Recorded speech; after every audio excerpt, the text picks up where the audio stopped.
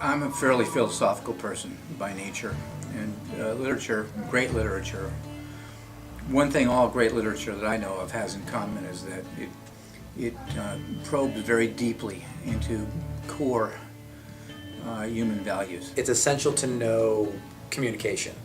And even though mathematics is the only universal communication, I would say that the most convenient communication comes from language and language speaking conventions. So much of what we do on a daily basis, whether we know it or not, whether we realize it or not, is based in the stories that we've read, have been read. I feel when I'm reading literature that I'm tapped into the deepest thing possible.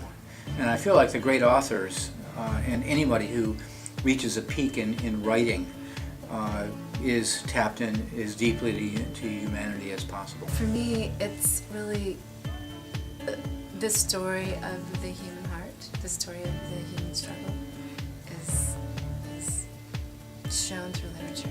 The only way we can look at our language and our speaking in terms of our culture and our heritage and our dreams and our passions is to approach literature. And so we study it out of necessity in a sense, even though if you feels like it's being forced on you. I believe that people would seek out literature even if it wasn't part of a school curriculum.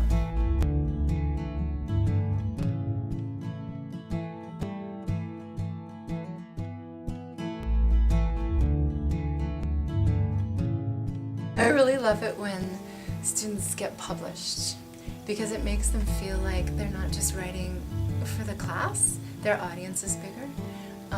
And so I've really enjoyed that, especially the little ones. I'm tutoring a girl in 4th grade right now, and she's written 2 novels. And she wants to, she already wants to be, a writer, and she wants to be published. And for me, even if you're not literally putting it out there, I really love all of my students to feel like the audience is grand, the audience is the community you live in. Now, I set up the curriculum and what's going to be taught throughout the year, but there's a lot of leeway, and the students do actually have a say in what we're going to do with those texts. Are we going to be doing this type of project, or are we going to be doing this type of project or that type of project? Freedom. One of the things I personally love about teaching English class is that more than any other subject I'm able to have the greatest conversations in the world. Even this morning, just with my 6th grade class, talking about what it really means to be a teacher, and who are our teachers, from Socrates down to flowers and puppies.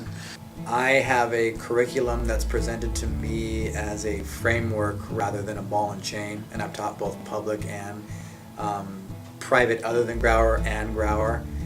And a curriculum is intended to be something that helps you along and guarantees that everyone's getting the same education. You have teachers here that are experts in different fields. And granted, there's only a handful of us. We are all so talented in different ways. I have 3 exchange students in my class, and I just asked them, I said, we were doing Shakespeare, and everybody does Shakespeare in the English-speaking world, and some are from China, and I said, what would be like the Shakespeare in China? What's the person that's always taught all the time? And they told me his name, and I cut out a little bit of Shakespeare this year, and I taught him instead. And I found it so rewarding to share with others what you're so passionate about. I really believe in reader response theory, where each book is just its own universe for every reader, because you're always bringing your own background, your own story, your own family, your own ethnicity to the story itself. So it's already its own unbelievable individual experience. I believe that even if the grading is more difficult, it's possible to customize the education to the particular learner, and that's what makes it different here at Broward. I have a master's degree. I don't know whether you know that because everybody thinks that I'm Dr. Grauer, but first I got a master's degree before that, and it was in history. And I set out to become a history teacher.